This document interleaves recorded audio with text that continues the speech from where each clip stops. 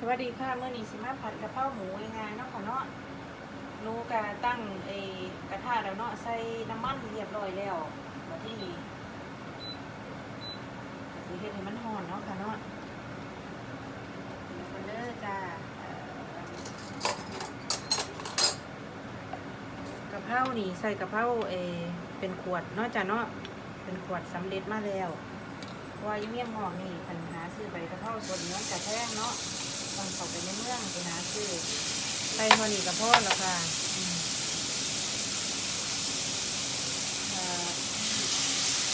ลดไฟลงเนาะจ้ะเนาะก็ต้องเอาไฟนอนถึงไปเอาไฟแค่ปานกลาง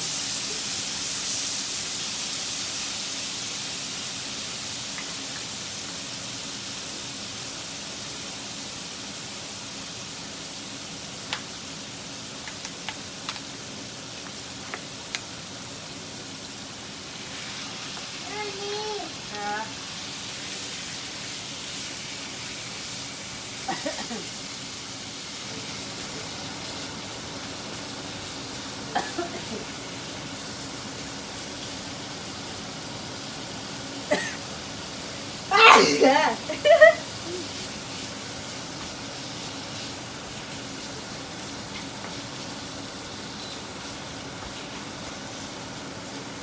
ถ้าไข่เนื้อหมูมันสุกแล้วค่ะเนาะ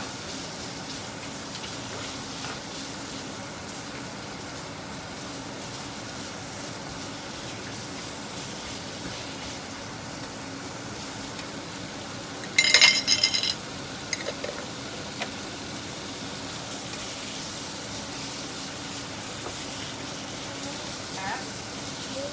ว้าวนะทั้งผัดกะเพราทั้งเบิ่งลูกไปนั่งค่ะแม่บ้านยูเค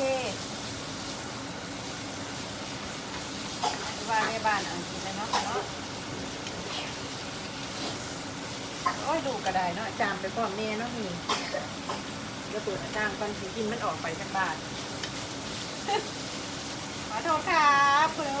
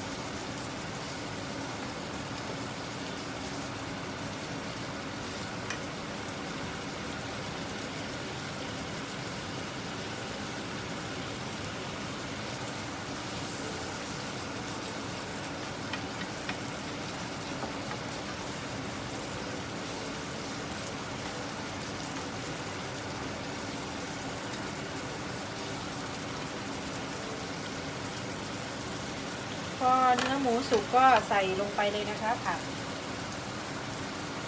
ง่ายๆนะจ๊ะเนาะวันยากค่ะง่ายๆเดี๋ยวกระแทกว่า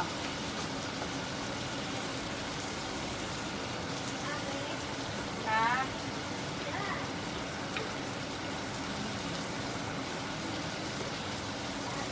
ค่ะ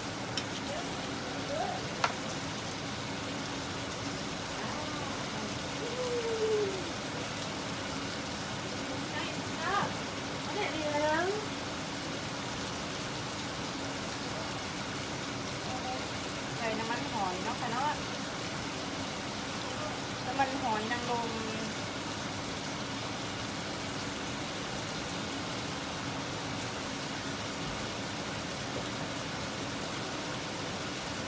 น้ำปลา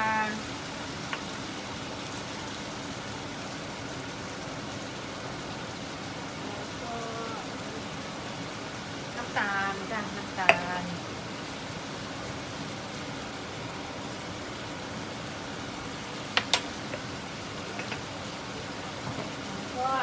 ส่รสดีด้วย จะได้อร่อย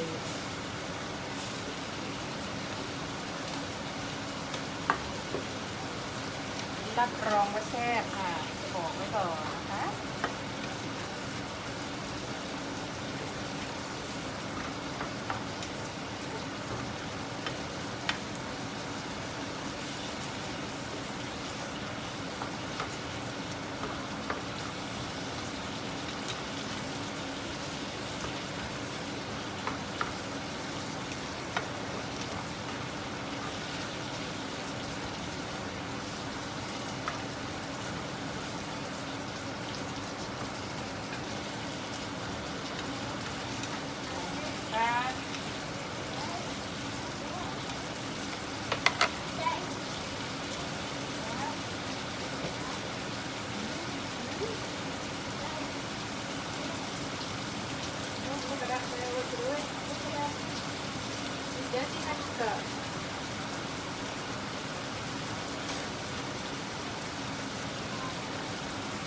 ก็นี่ก็เป็นว่าเสร็จแล้วนะคะรอให้เนื้อสุก